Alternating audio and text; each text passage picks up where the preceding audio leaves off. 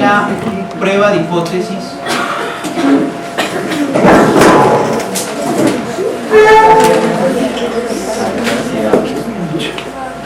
TED Student. Ok, por favor, no se vayan a preocupar por lo que voy a hacer ahora, ¿de acuerdo? No se vayan a preocupar por lo que voy a hacer ahora.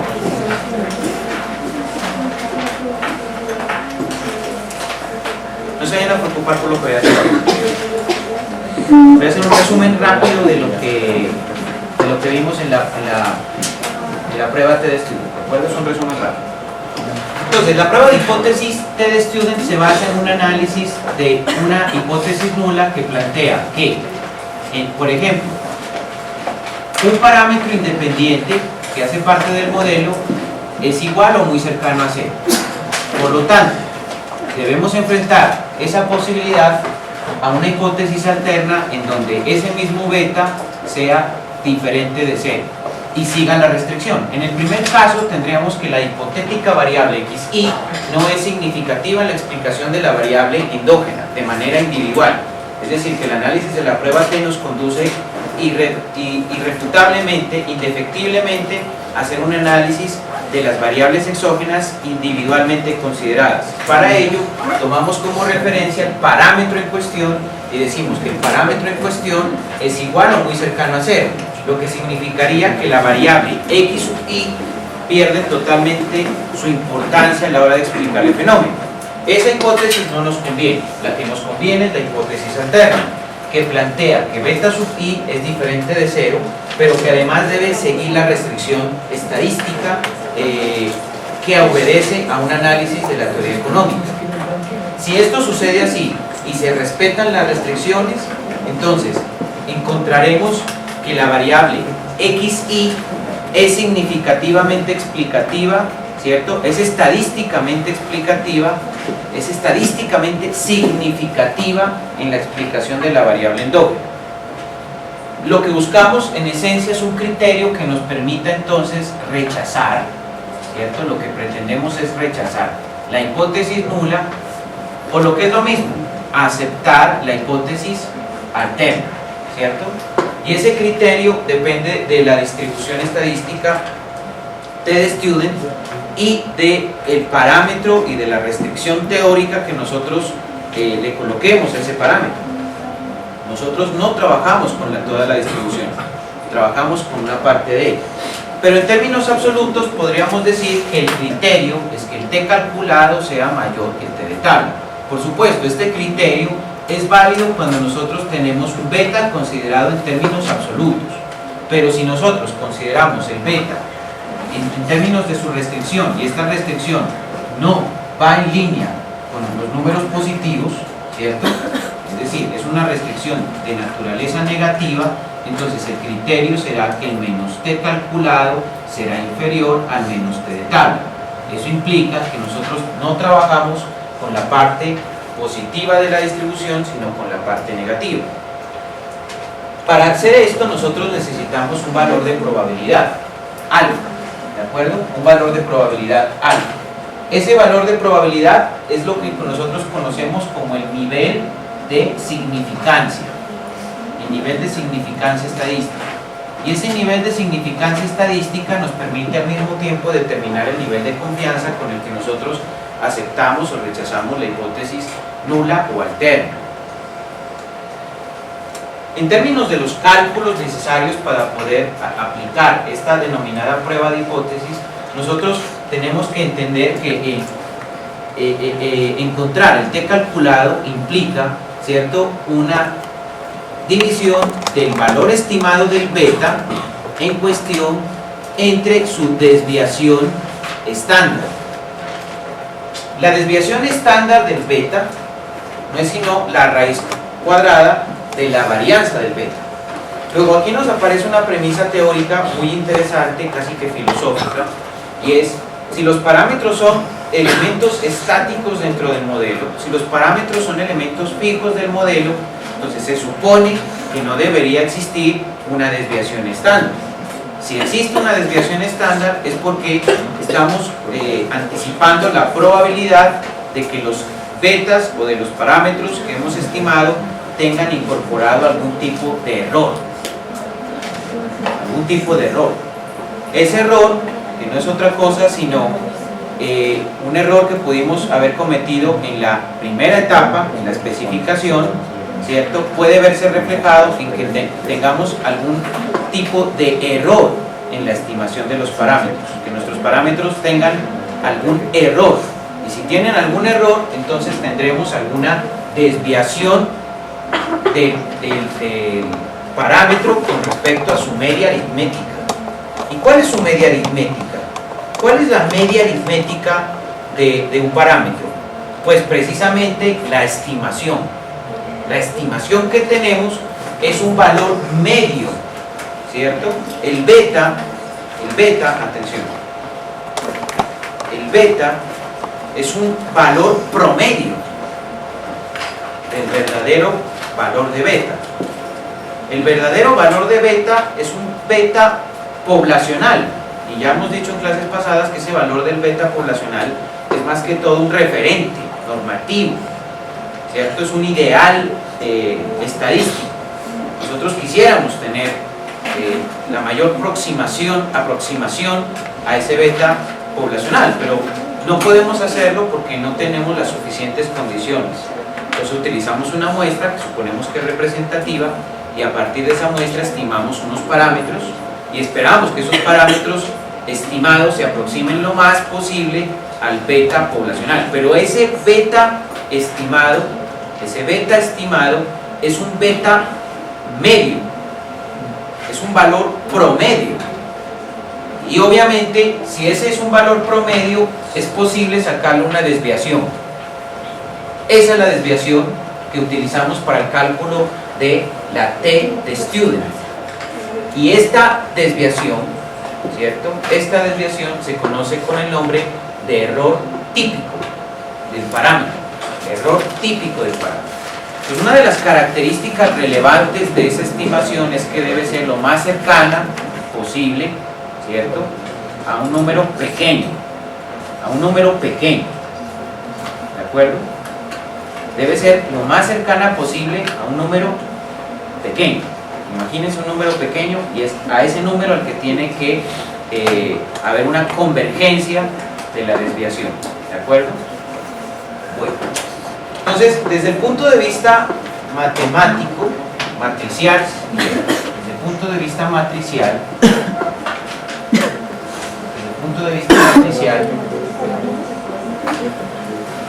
para obtener la desviación típica hay que obtener la varianza de ese beta, ¿de acuerdo? Hay que tener la varianza de ese beta. La pregunta es ¿cómo obtenemos la varianza de ese beta? Y la respuesta es a partir de la matriz de varianzas covarianzas. Entonces, para obtener la matriz de varianzas covarianzas, lo que hacemos es multiplicar la varianza de los errores, ¿cierto?, la varianza estimada de los errores, por la matriz x traspuesta x a la menos 1, y esto nos da la matriz de varianzas covarianzas. Esa es la matriz de varianzas covarianzas. Matriz que hemos anticipado es fundamental para el análisis de los denominados corrientes, cuando se toman decisiones de inversión entre, por ejemplo, acciones A, bonos B, commodity C, divisas D. Uno hace 4 tipos de inversiones en el mercado financiero. Uno invierte en A, B, C y D: acciones, bonos, divisas, commodities, ¿cierto? Esa matriz es fundamental para hacer análisis de corrientes, ¿de acuerdo? Pero eso lo van a ver, no sé en dónde, pero en alguna parte. Entonces, esta es la matriz de varianzas covarianzas, y la utilizamos no sobre variables sino sobre parámetros. Lo que nos interesa es ver qué tanta variabilidad podría llegar a tener un parámetro que se supone el profesor de estadística planteó era una estimación puntual. Entonces, ojo, porque aquí empieza un análisis. El profesor me habló de una estimación puntual, y sin embargo me está advirtiendo que puede tener mínima varianza, que no es tan puntual después de todo. Algo de variabilidad va a tener, ¿de acuerdo? Bueno, ok. Entonces, nosotros multiplicamos esta varianza de los errores por cada elemento de la matriz inversa, y eso nos permite obtener la matriz de varianzas covariantes.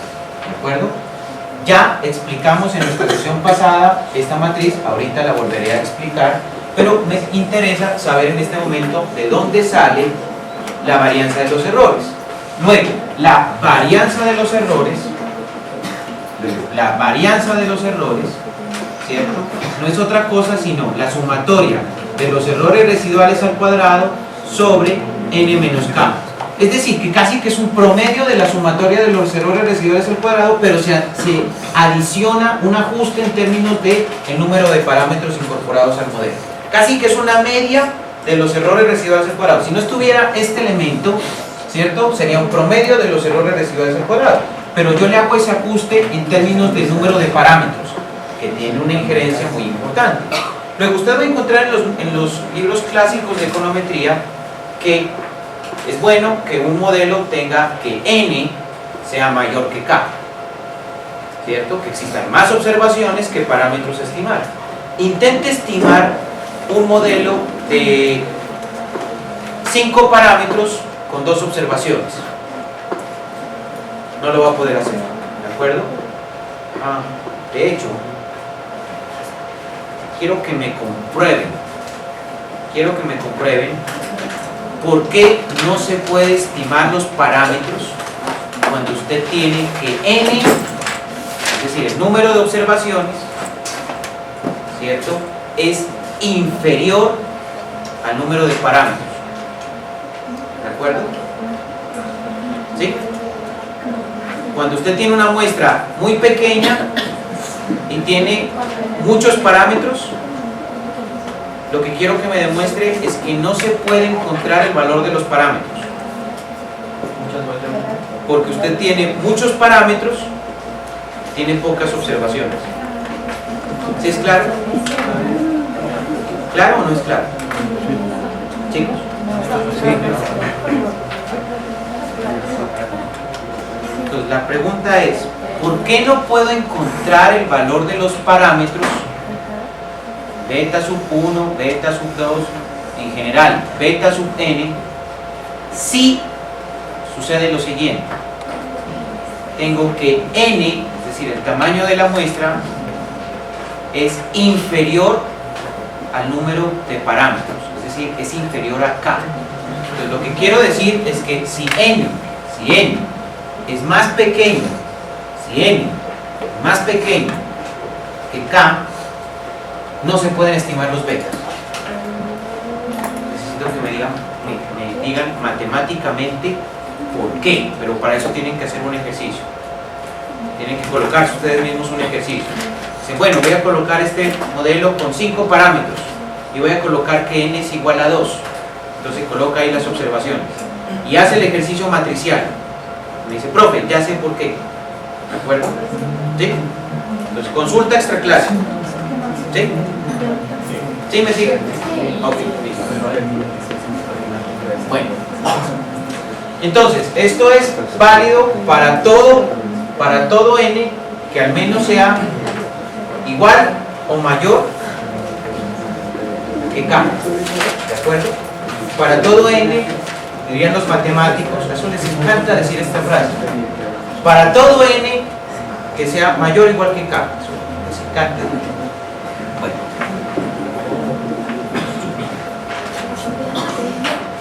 así obtenemos la varianza de los errores.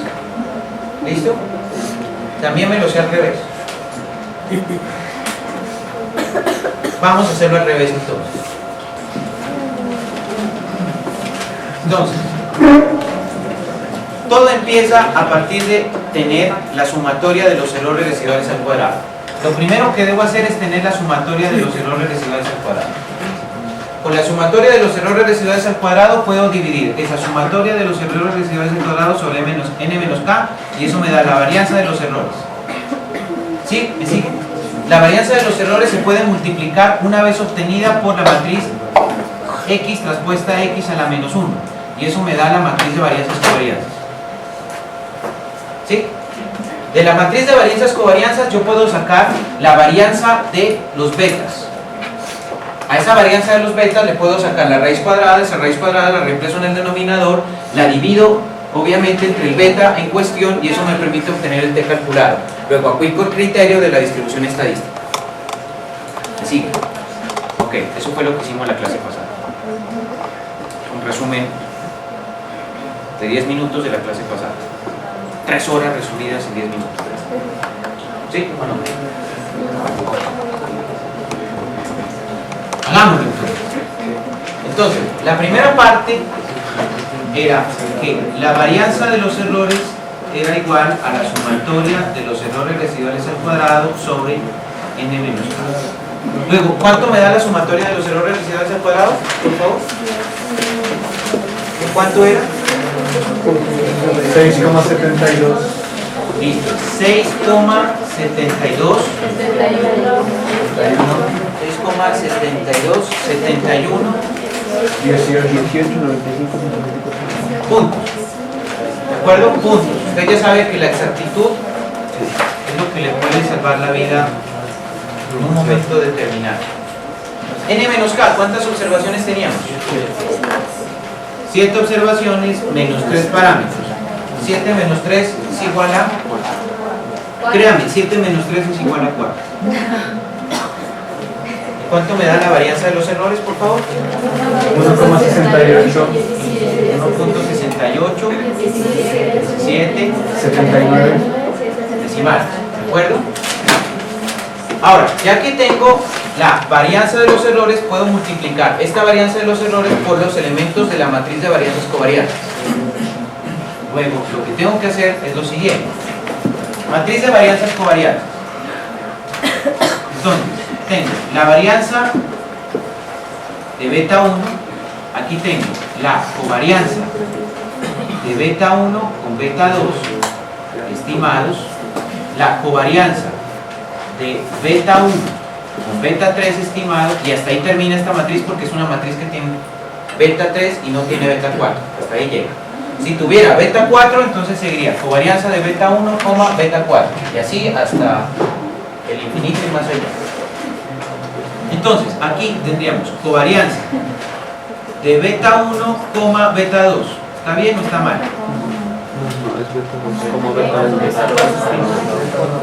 O sea que la covarianza de beta 1, beta 2 no es igual a la covarianza de beta 2, beta 1.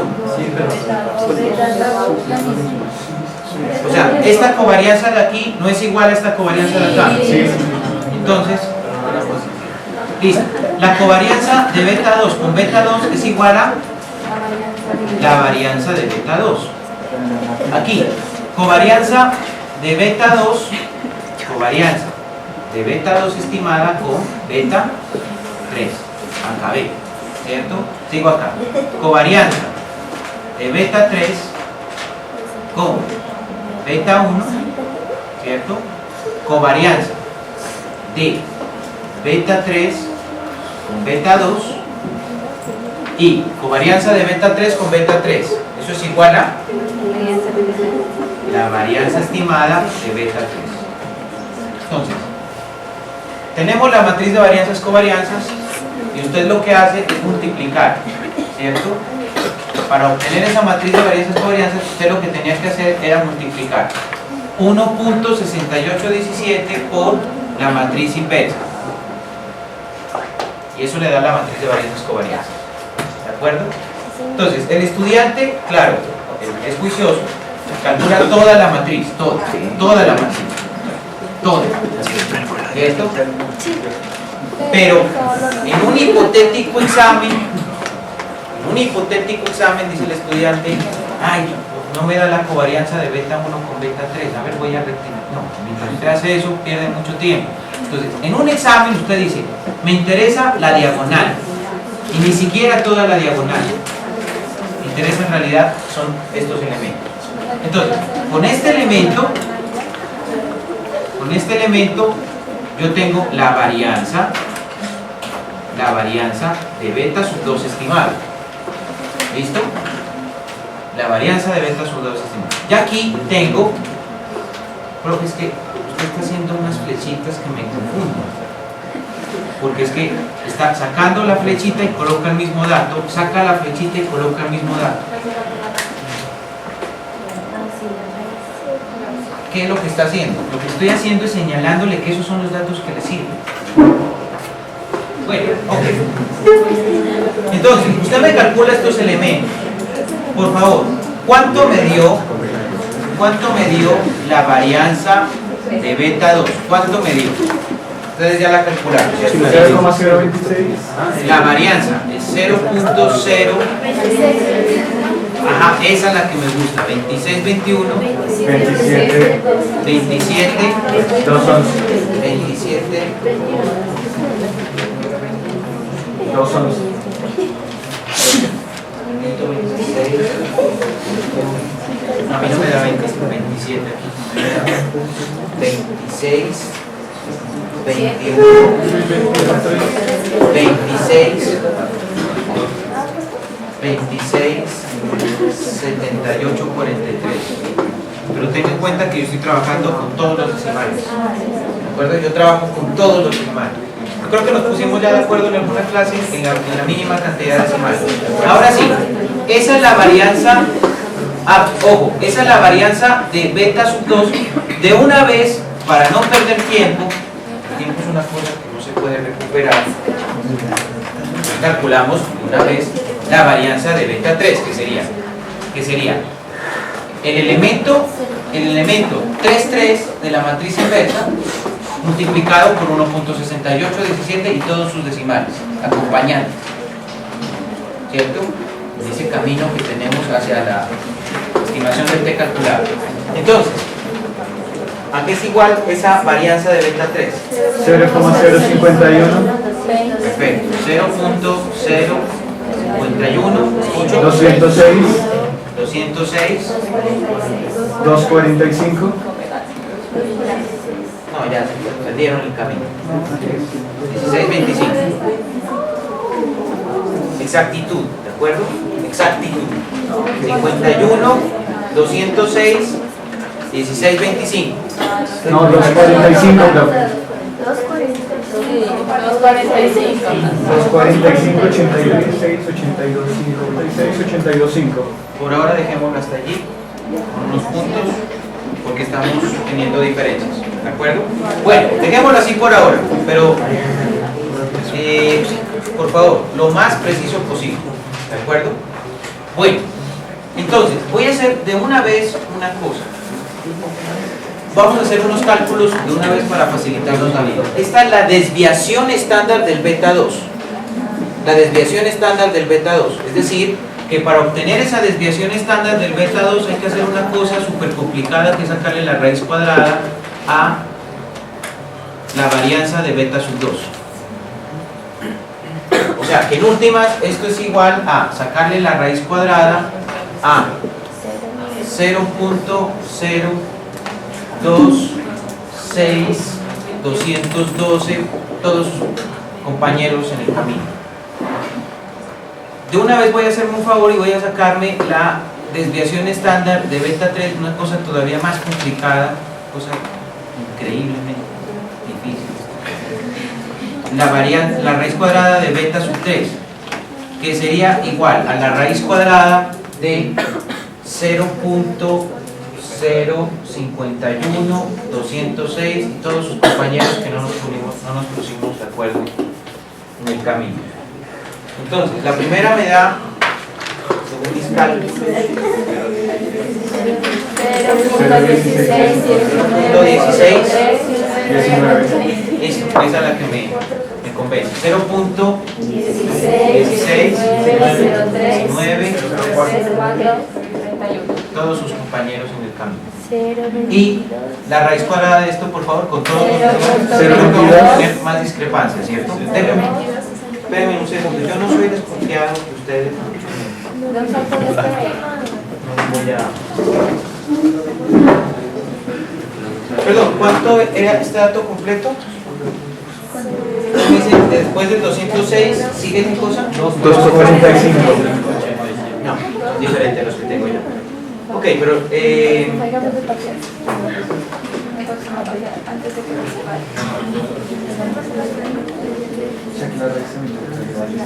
¿Alguien está combinando todo en Excel? ¿Alguien está haciendo todo en Excel? ¿Sí? ¿Y la SDA? Sí. Bueno, ok. Entonces, ¿cómo les quedó ese resultado? ¿Al menos? 0, listo. No voy a complicarme. 22, 62. todos sus compañeros en el camino. ¿Listo? Todos los compañeros en el camino. Ok, tengo eso. Tengo eso.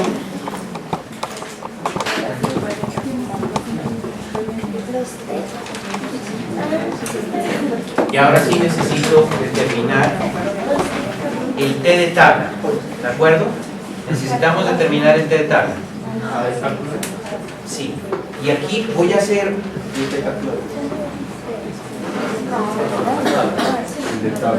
Necesitamos sacar el T calculado. Claro, todo esto era por el T calculado. Entonces voy a sacar el T calculado para X3, ¿cierto? Para X2, perdón. Para X2. T calculado para X2, que sería igual al parámetro que tenía, el parámetro beta sub 2. ¿De cuánto era el parámetro beta sub 2? Menos 0.47, 0.24, más todos sus compañeros en el camino, dividido entre la desviación estándar, el error típico de ese parámetro, que es 0,16, 19, 03 y todos sus amigos y compañeros en el camino. T calculado de una vez para X3, ¿de acuerdo? T calculado de una vez para X3, que sería beta sub 3. ¿De cuánto nos dio beta sub 3? Menos 1,30. Menos 1,30, 24. 24, 82. 82 y todos sus compañeros en el camino. ¿De acuerdo? Dividido entre la desviación estándar del beta 3, que es 0,22, 62 y todos sus amigos, compañeros, navegantes en el camino. Entonces, esto es igual. ¿Cuánto nos da esta división? Menos 2,90, 44, 91, 166. ¿Perdón? 2,90. Listo. Menos 2,90, 44, todos los amigos, compañeros, navegantes en el camino. Listo. Y el T calculado para X3.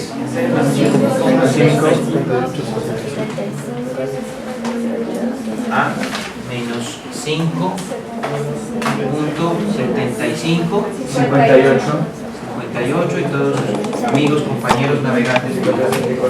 Tenemos ya calculado, ya encontramos más bien el T calculado, ¿de acuerdo? Ya encontramos el T calculado. Ahora tenemos que establecer el T de tabla, ¿de acuerdo? Entonces voy a hacer una cosa y a la siguiente.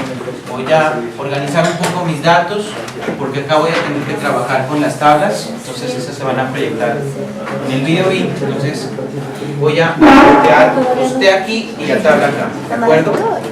Entonces, T calculado para X2 es igual a menos 2,9044, ¿cierto? Y todos sus compañeros. Y T calculado para X3 es igual a menos 5.75, menos 5.7558, ¿cierto? Listo. Eso me permite borrar esto. Y una nota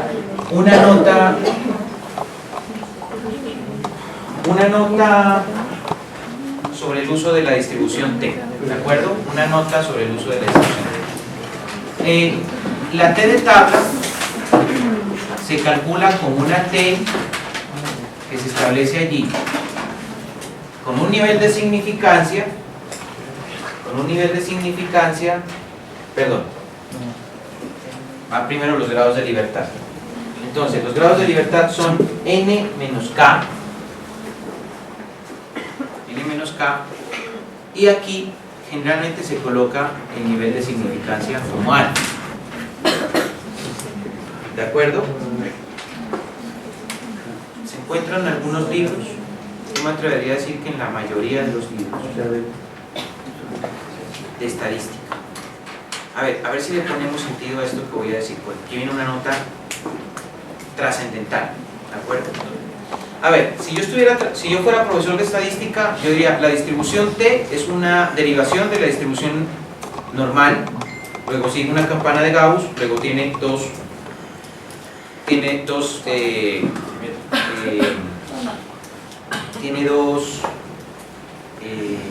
podríamos denominar? Dos partes, de 0 hacia más infinito y de 0 hacia menos infinito, ¿de acuerdo?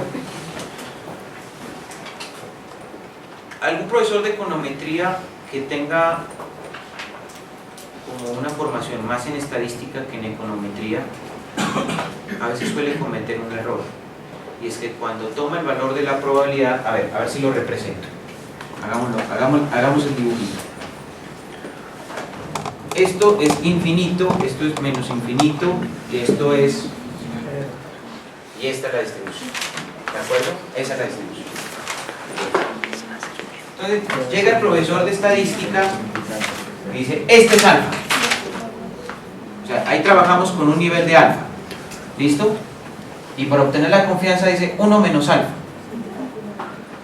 Pero el econometrista, y solamente el econometrista sabe que él trabaja no con toda la distribución, sino con una parte de ella, que precisamente es la mitad.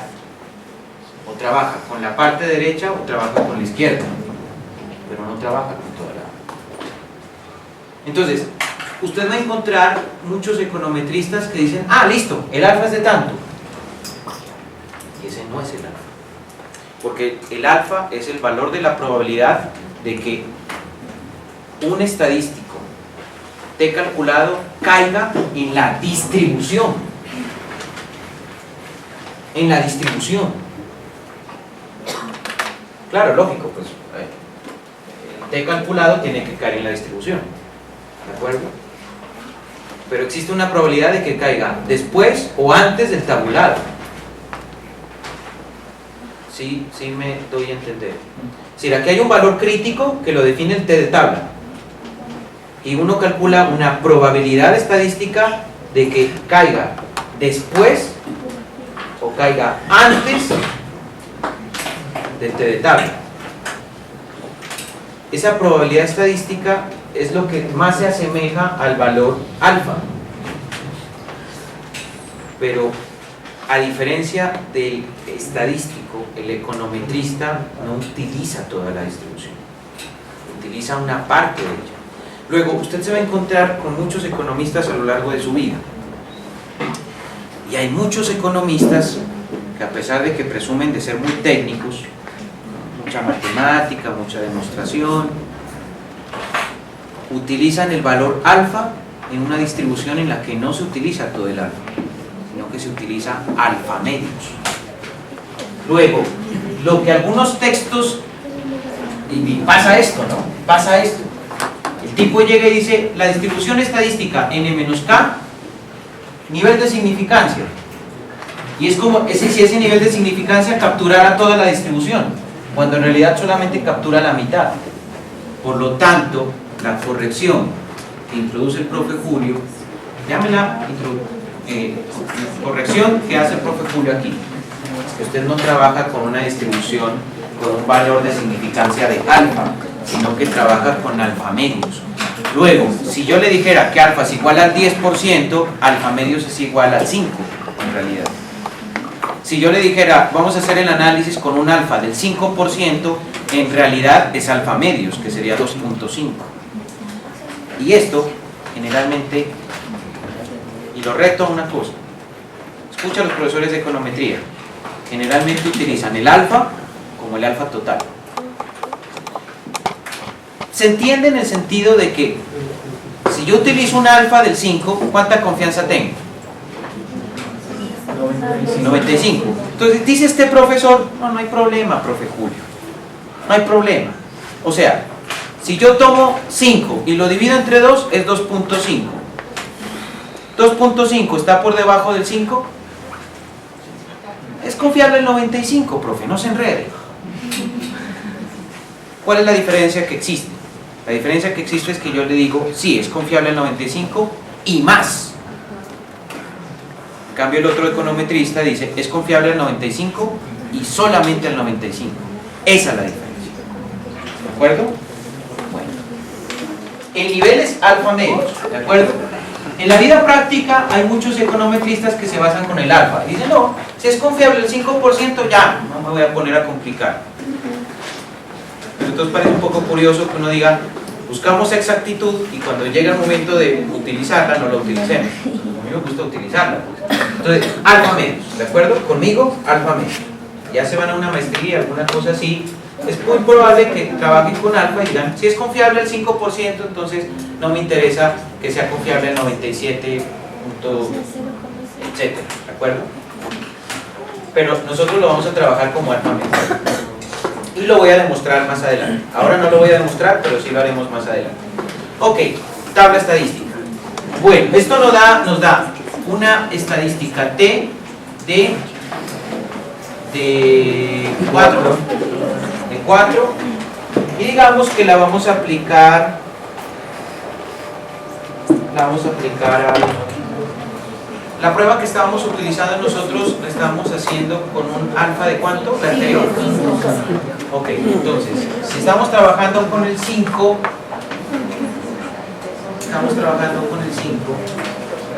un momento, necesito ver la distribución cómo está.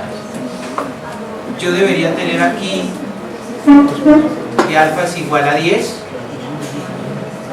y entonces aquí me quedaría 5%, para que me quede alfa 5%, ¿sí? Es decir, el alfa debería ser igual a 10 para que yo pueda decir alfa medios igual al 5%, ¿cierto? Listo. Entonces aquí se empieza a entender una cosa. Aquí empieza a entender el estudiante una cosa. El que hace esta distribución en este libro dice, el valor de probabilidad tiene unos rangos. ¿Se dan cuenta? El valor de probabilidad tiene unos rangos. ¿Por qué esos rangos? Porque el tipo que hizo esa distribución la hizo específicamente para un texto de econometría. Por eso me gusta el texto de Bujarati, porque sí se nota ahí el trabajo en el análisis de las estadísticas. Entonces, yo le sugeriría muy respetuosamente, pero también muy insistentemente, que para el parcial imprima estas tablas estadísticas. Entonces, usted tiene que aprender a utilizarlas, ¿de acuerdo?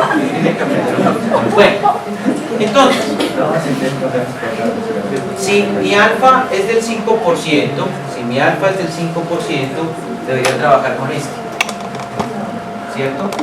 Con este valor de probabilidad. Este es el alfa del 5%, ¿listo?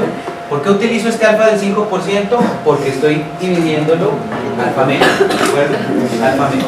Entonces, con el 5% utilizo este alfa de aquí, ¿de acuerdo? Este alfa de aquí. Entonces, estos son los grados de libertad. Luego, son 4 grados de libertad al 5%, eso me da 2,132. Entonces, T de tabla es igual a menos 2,132.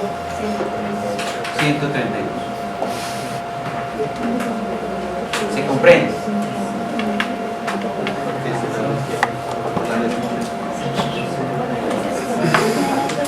¿Sí se comprende? Sí.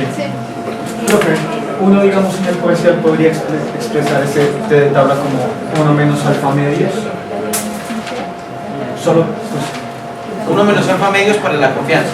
exactamente. Sí, claro que sí. Claro que sí. La confianza es 1 menos alfa medios. Entonces, si yo quisiera determinar la confianza, y ese es el aspecto en el que hay que cuidarse. La confianza es igual a 1 menos alfa medios, pero suponiendo que este es el alfa original. Si me dicen al 5, ese alfa medio sería 5 entre 2. ¿De acuerdo? ¿Por qué lo dejo yo al 5%? Lo dejo al 5% porque quiero que vaya en la misma línea del F tabulado. Pero eso no altera el día porque en el F se configura la tabla. Sí, sí, pero sin embargo, la diferencia. ¿Perdón? Es que en el F calculamos con el 5% y acá lo está calculando al 10%. Sí, pero como trabajo con la mitad de la distribución, estoy trabajando con alfa del 5. Porque es alfa medios. Por eso aquí es alfa medio, se llega a alfa medio. Pero lo está cambiando porque si el alfa sería el 5 y la mitad sería 0.025. Sí, lo que pasa es que, a ver, como resultado, yo doy un resultado y digo, los análisis de pruebas de hipótesis se hicieron al 5% de significancia o al 95% de confianza. Para hacer eso posible, tengo que trabajar aquí con un alfa del 10 que finalmente se va a convertir en alfa medios del 5, que me va a garantizar resultados al 95% de confianza, en la misma línea de la F. Es decir, si arrojo resultados en la confianza estadística al 95% en la F, también deseablemente quiero lo mismo en la prueba T. Pero la ventaja de trabajar, digamos, con alfas iguales es que pues tenemos que en la prueba T pues la confianza estadística es más elevada. Trabajando con alfas iguales para ambas. Sí, porque en este caso el alfa original es el 10, para que pueda trabajar al 5%. ¿De acuerdo? A ver, el alfa para toda la distribución es el 10, pero yo no trabajo con toda la distribución. Entonces necesito tomar un dato que me permita comparabilidad entre la F y la T. Si la F la trabajé al 5 y yo quiero seguir trabajando al 5, entonces tengo que tener en cuenta que aquí la significancia es alfa medios. Luego la única forma sería trabajar con un alfa del 10 para poder utilizar este 5% que tengo acá. ¿De acuerdo? ¿Sí me siguen o no me siguen? Sí. Bueno, entonces, al 5%, con un nivel de grado de libertad del 4, tengo una T de menos 2.132. ¿Por qué menos? Porque estoy trabajando con la parte negativa de la distribución T de student. ¿Listo? ¿Sí me siguen? Luego tengo entonces lo siguiente.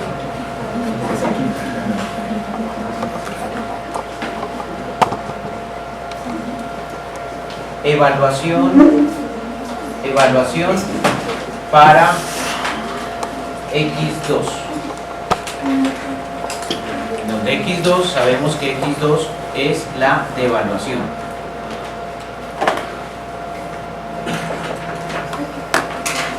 Prueba de hipótesis. H sub 0, beta sub 2 estimada es igual o muy cercano a 0. H sub 1 es que beta sub 2 estimada es diferente de 0 y se cumple la restricción. Criterio.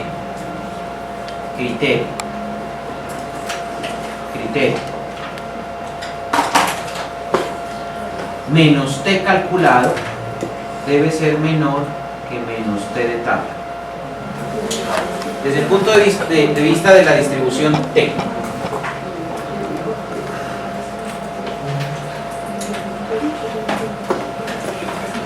Aquí tengo menos infinito, aquí tengo más infinito y aquí tengo 0.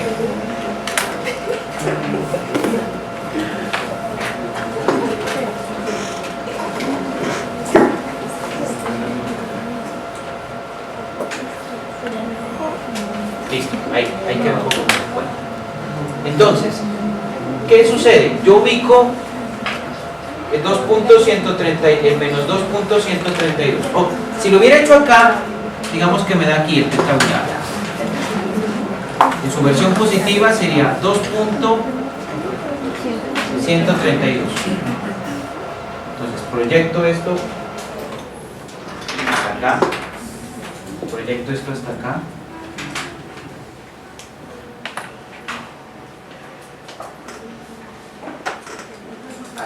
hasta ese nivel. Entonces, aquí tendría, ojo, esto sería zona de aceptación de H sub 0. Y esta sería zona de rechazo de H sub 0. ¿Listo? Si tuviera la parte positiva, es decir, esto sería para un hipotético beta mayor que 0 en restricción. Proyecto esto para acá, encuentro convergencia a ese nivel, bajo este nivel, y aquí tendría menos 2.132, que es el que me interesa porque estoy trabajando con la parte negativa de la distribución. ¿De acuerdo? Luego, el de calculado para esa distribución es de menos 2,9. Coloquémoslo por aquí. Ah, bueno, aquí está. Ojo, hacia el 0 tengo la zona de aceptación de H sub 0. ¿Sí o no? Luego, aquí tengo la zona de rechazo. La zona de rechazo. Entonces, supongamos que el 2.9 cae aquí. Cae aquí. Esto que tengo aquí es 2, menos 2,9044. Es decir, que caemos en zona de rechazo. Zona de rechazo de H sub 0. Luego nos damos cuenta de una cosa bien elemental. Nos damos cuenta de que menos 2.9044 es más pequeño que menos 2.132. Entonces, decisión final, rechazo H sub 0 y acepto H sub 1. Confusión.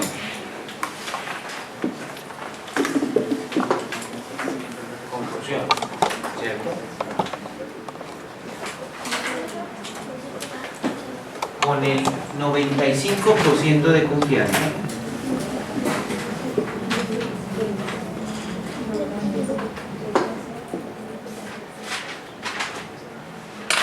o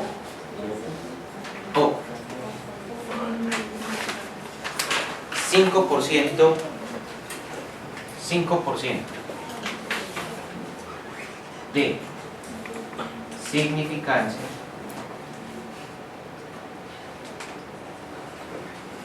la devaluación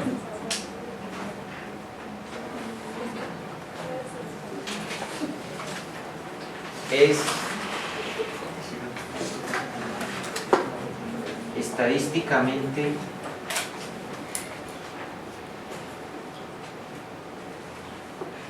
significativa.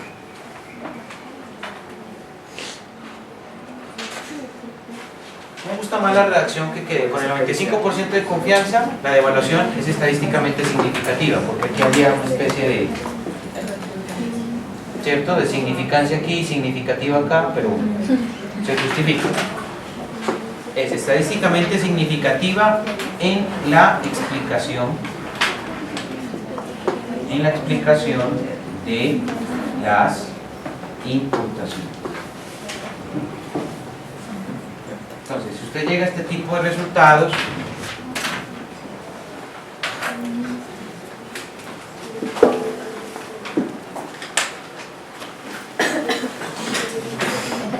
carita feliz, es un resultado que usted quiere, ¿de acuerdo?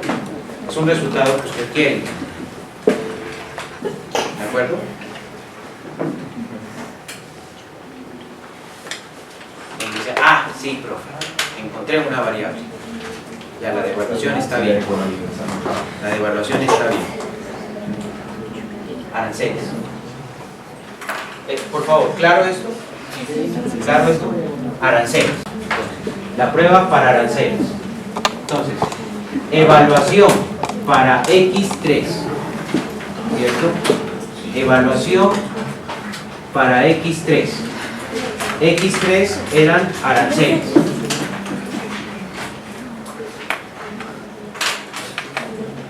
Hipótesis nula. Hipótesis nula. Beta sub 3 estimado es igual o muy cercano a 0. Hipótesis alterna. Beta sub 3 estimado es diferente de 0. Se cumplen las restricciones. ¿Qué significa la primera? Atención, porque esto hay que explicarlo.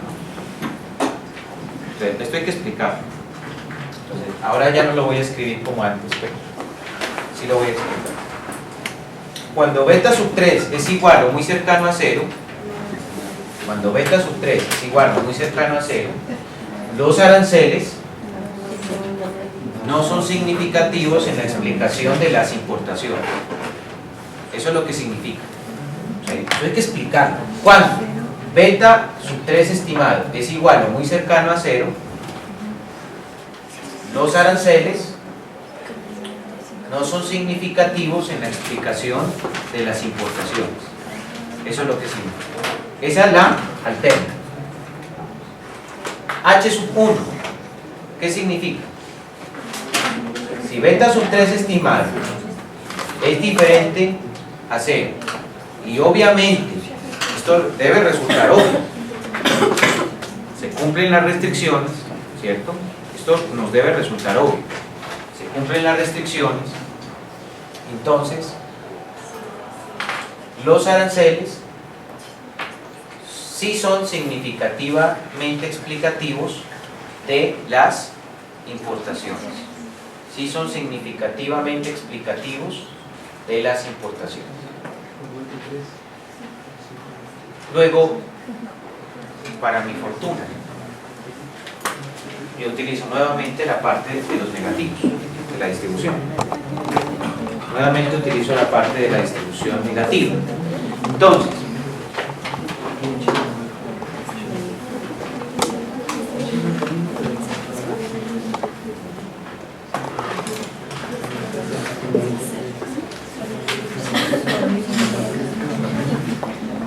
menos infinito más infinito, aquí tengo 0,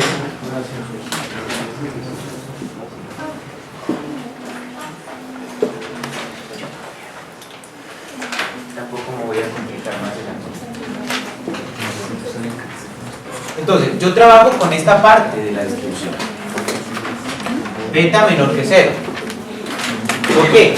Porque yo esperaba que la relación entre los aranceles y las importaciones fuera una relación inversa, ¿cierto? A mayores aranceles, menores importaciones.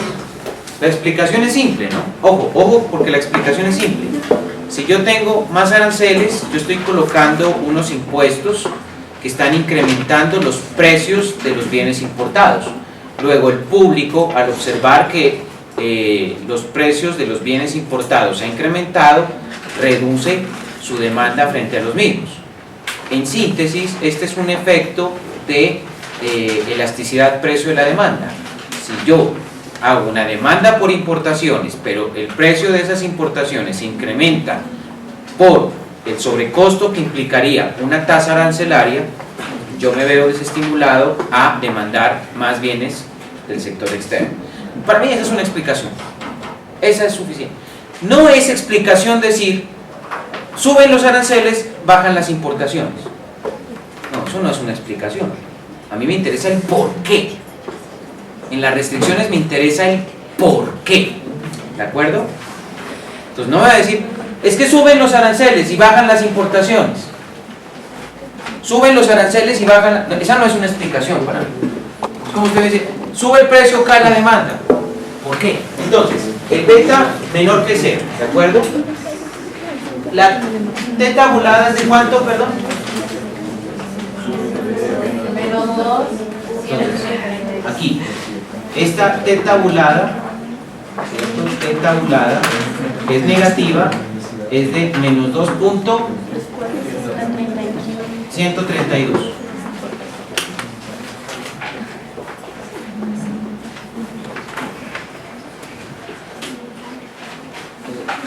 Automáticamente yo he planeado que la restricción es inversa, chao esta parte. Esa es la zona con la que estoy trabajando. Por eso viene el alfa menos, ¿de acuerdo? Porque no estoy trabajando con toda la, la distribución y la función de probabilidad, entonces debe dividirse entre 2. Ya no estoy hablando de un alfa, estoy hablando de alfa menos. Bueno, y entonces esto sería la zona, esta sería zona de aceptación de H sub 0 y esta sería la zona de rechazo. Entonces viene el estudiante y dice, a ver, T calculado me da de menos 5.7558. Eso me cae más o menos como por aquí. Esto es menos 5.7558. T calculado, ¿cierto? T calculado. Entonces cae en zona de rechazo. Dice el estudiante, claro, pues lógico, tiene sentido, sí, lógico, bien lógico. Menos 5 es más pequeño que menos 2. Lógico, claro, tiene todo el sentido del mundo. Una cosa súper complicada. 75, 58, ¿cierto? Entonces, como el T calculado es más pequeño que el T de tabla, entonces rechazo H sub 0 y acepto H sub 1. Conclusión, con el 95% de confianza o el 5% de significancia, los aranceles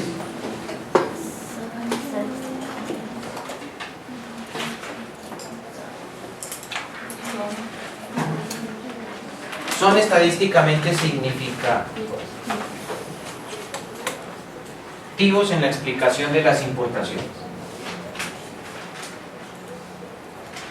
Bien. Se acabó la verificación. Inquietudes, por favor. Inquietudes acerca de la verificación. Si la restricción fuese positiva, cambiaría el criterio. Y si cambia el criterio, usted puede encontrarse con una situación en la que el T calculado, ojo, por eso es que la restricción afecta a todo. Si el criterio fuera, si el beta esperado fuera positivo, el criterio va en línea con el beta, o sea, T calculado mayor que T de tabla. Pero usted encontraría una cosa, encontraría que el T calculado le da negativo, porque no se está cumpliendo con la restricción en ese caso. Y usted le estaría pidiendo que un número negativo supere, ¿cierto? Un número negativo supere a un número positivo. ¿Sí se comprende? Porque es que el T de tabla obedece a la restricción. Entonces, si usted toma la parte positiva de la distribución, haga de cuenta que, o sea, supongamos que usted dijo que el beta era positivo, ¿de acuerdo? Supongamos que usted dijo que el beta era positivo. Entonces, usted está trabajando con esta parte de la distribución. Luego, usted está trabajando con un T de tabla positivo, que sería 2.132. Pero el T calculado sí le da negativo, porque no cumple la restricción. Entonces le daría menos 5.7558. Y entonces usted le estaría pidiendo al criterio le estaría pidiendo al criterio lo siguiente, que menos 5.75 sea superior a 2.132. Nunca sucederá que un número negativo supere a un positivo. Por lo tanto, usted tendría que rechazar, ¿cierto? Perdón, aceptar H sub 0. Y fíjese el problema de la conclusión. Usted diría, con el 95% de confianza o 5% de significancia, los aranceles no son. Y claro, usted dice, no son, porque como no seguía la restricción, que no seguía la restricción. Entonces, claro, no son. O sea que no vaya a pensar que, ya, es una cosa bien chévere. Me espero a que me dé el valor del beta. Me dio negativo. Entonces, ahí le meto una explicación inversa. No le va a cuadrar. No le va a cuadrar. No le va a cuadrar el circuito de estudio. Escucho. En la distribución de Fisher, las variables en conjunto explicaban el beta, ¿no? Explicaban el beta. Perdón, Las variables exógenas, ¿a qué variable explican? Listo, pero al beta no. Es que yo entendí mal, pensé que usted estaba diciendo que las variables explicaban al beta. Bueno, ahora sí le escucho. En el texto de cada variable por individual, puede suceder que en el Fisher las variables en conjunto le den, como lo vimos acá, donde expliquen las dos le den, expliquen significativamente la variable exógena, y en el texto de que una variable de pronto no lo explique. Atención, muy buena pregunta, excelente pregunta. De esas preguntas que uno espera, esa es la pregunta que yo estaba esperando en su momento. Sí puede pasar, claro. La pregunta es, los resultados de la prueba F,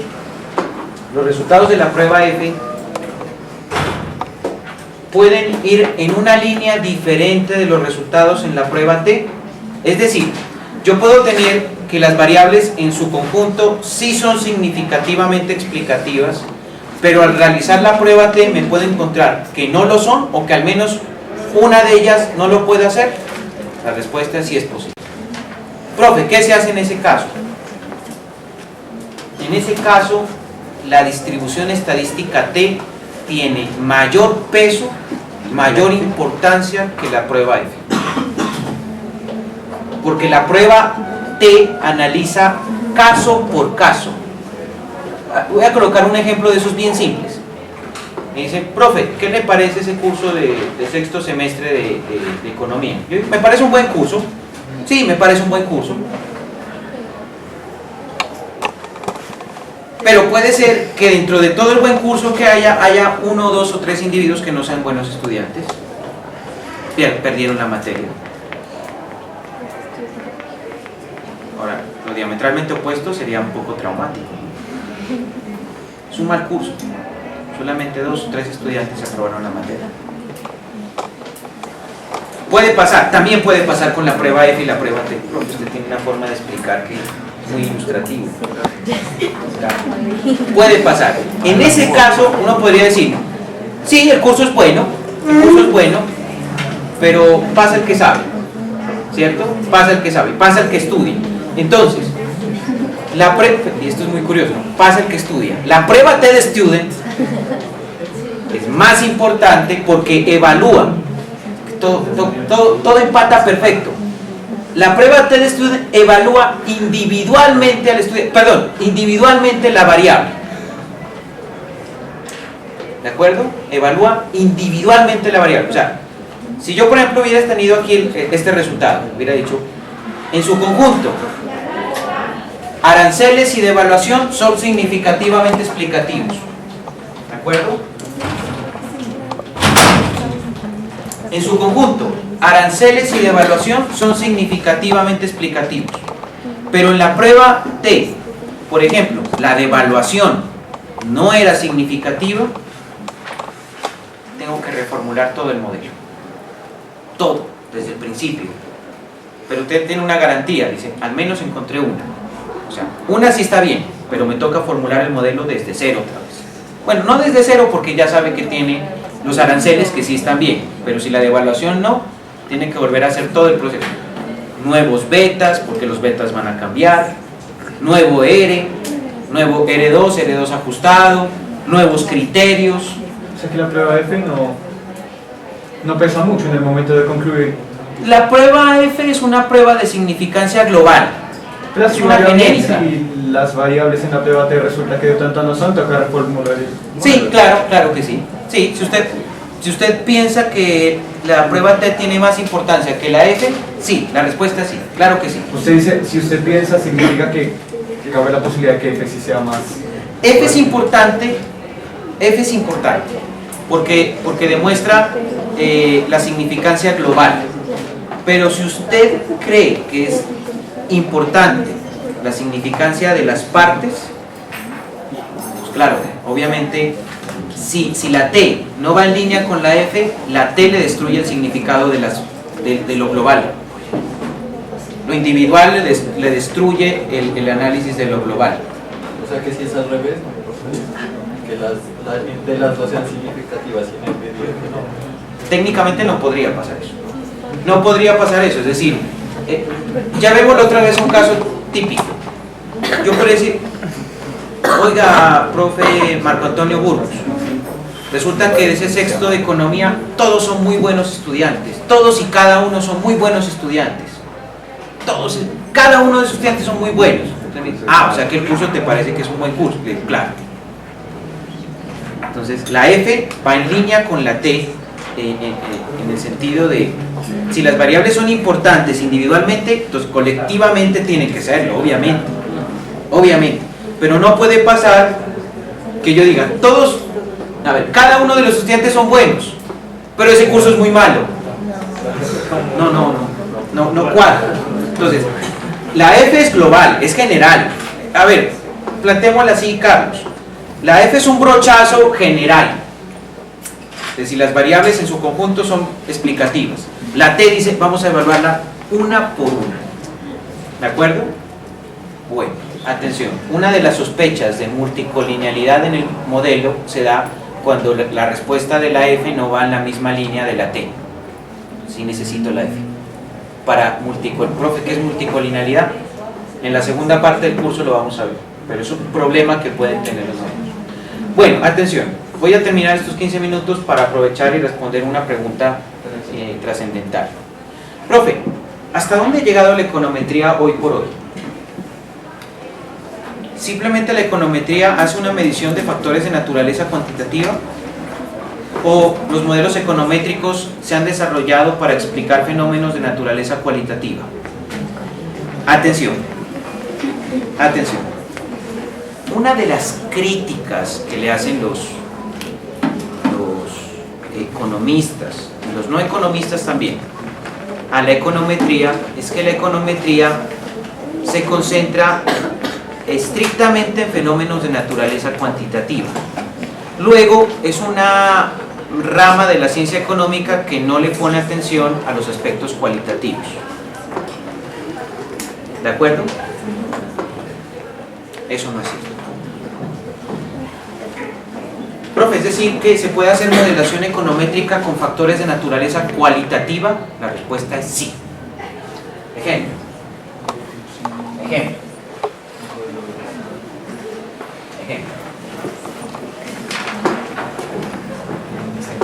Suponga que yo quiero explicar, suponga que yo quiero explicar el consumo de un producto. ¿De acuerdo? Consumo de un producto. No voy a decir qué producto es, pero hay un producto que se lanza al mercado y yo quiero saber si este curso lo va a consumir. Luego voy a hacer una encuesta. Entonces, yo podría preguntarle a las personas lo siguiente. Podría decirle, ¿está dispuesto a consumir el producto? ¿Sí o no? Y resulta que tengo 10 estudiantes. Digamos que Y es el consumo de un bien. De un bien nuevo en el mercado. ¿De acuerdo? Hay un bien nuevo en el mercado y presenta unas utilidades. Entonces digo, mire, si usted consume este producto le trae todos estos beneficios a usted. Usted dice, puede ser que sí, puede ser que no. Entonces yo le digo, ¿está dispuesto a consumirlo? ¿Sí o no? Y tengo 10 estudiantes. Entonces aquí tengo los estudiantes. Estudiante número 1, 2, 3, 4, el 5, el 6, el 7, el 8, el 9 y el 10. Y aquí tengo el consumo potencial que podría hacer ese estudiante. Porque es potencial, así como le he puesto. Salió un nuevo producto al mercado, digamos, Mire este nuevo equipo que sale al mercado. Este equipo tiene este equipo tiene una cosa magnífica, y es que si usted le presiona aquí sale hologramas ya.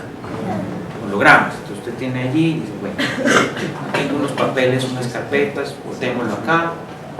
Acá tengo mis contactos, estos son los más importantes, los cuadro acá. Todo el mundo lo queda viendo usted. Entonces, resulta que el primer estudiante dice, sí, claro, profe, yo lo quiero. El segundo dice, profe, por supuesto que me gustaría tener ese celular. Dice el tercer estudiante dice, no, porque sencillamente no tengo ingresos, no lo voy a comprar. El cuarto dice, no, yo tampoco. Acá dice, sí, no, sí. Y entonces dice, es que la econometría no puede medir un aspecto cualitativo. Usted tiene una variable cuya categoría es nominal, es sí o no. Dicen estos tipos, yo puedo utilizar el sistema binario y puedo medir cualidades.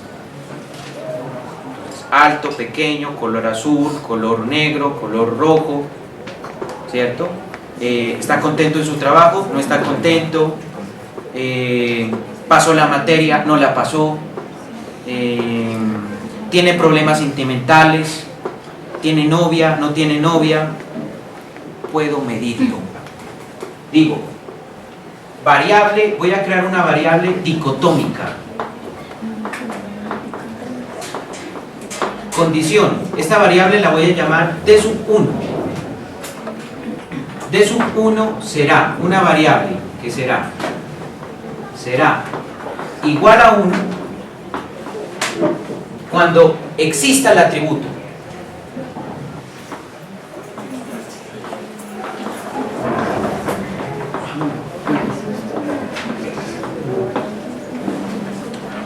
Cero en caso, 0 en otro caso. Esta parte es crucial. Esta parte es crucial porque tengo un estudiante que me responde aquí, no sé,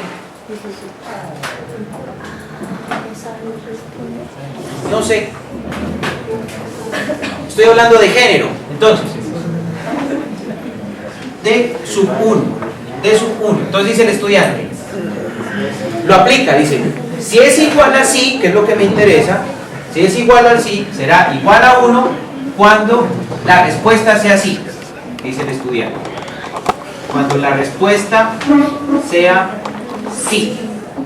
0 en caso contrario, se cura en salud. Entonces dice, creo una variable, aquí sería 1, 0, 0, 1, 0, 0, 1. Puedo hacer un modelo econométrico utilizando variables cualitativas que responden a una cualidad. Entonces yo puedo incluso predecir si su hijo será de género masculino, de género femenino. Puedo predecir la probabilidad que tiene usted de caer en una enfermedad. Puedo predecir la probabilidad de que usted me responda a un crédito. Puedo predecir la probabilidad de que usted sea infiel. Puedo predecir la probabilidad. ¿Sí se dan cuenta de lo que puedo hacer con un modelo econométrico? ¿Sí? Dicen por allá los críticos que esto no es útil.